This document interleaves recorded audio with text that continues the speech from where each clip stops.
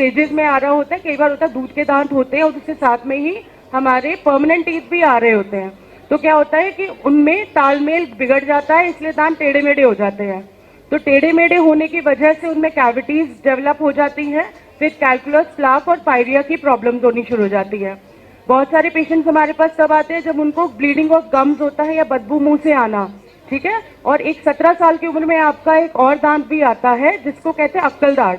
उस टाइम पे भी आपको एकदम से दर्द होता है और पता नहीं चलता है किस कारण वो दर्द हो रहा है, पर वो थर्ड मोलर का होता है, ठीक है। और भी कई ऐसी चीजें भी होंगी, अभी तो गर्ल्स हो बॉयज भी होंगे, कभी कोई सिगरेट या किसी चीज के लिए आपको कोक्स करता है, तंबाकू वगैरह के लिए, तो उसको नहीं कहना है। You have to stop yourself, you have to stop the people who are around you, and you have to even stop anyone whosoever is there, ठीक है। तंबाकू क्या करता है बताइए?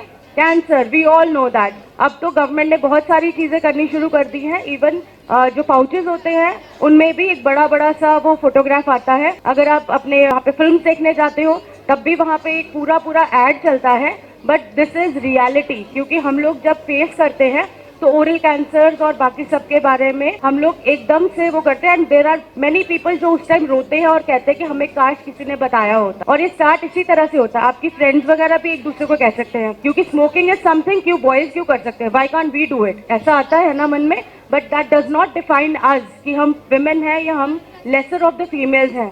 हमें वो चीजें नहीं करनी है बच्चों को वो बताने के लिए, ठीक है। So what have I done, you have to eat healthy, brush your teeth regularly, visit your dentist, and fourth is avoid tobacco, okay, tobacco in any form, and you have to have that roko toko movement।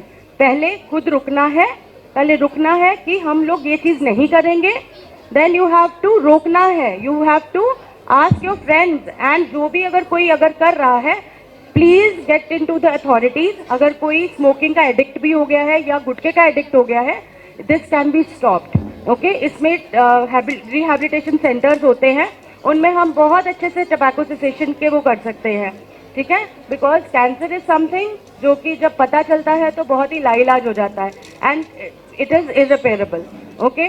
So we have to stop that, and also you have to टोको सबको जो ये कर रहे हैं, ठीक है। You with me? Thank you so much.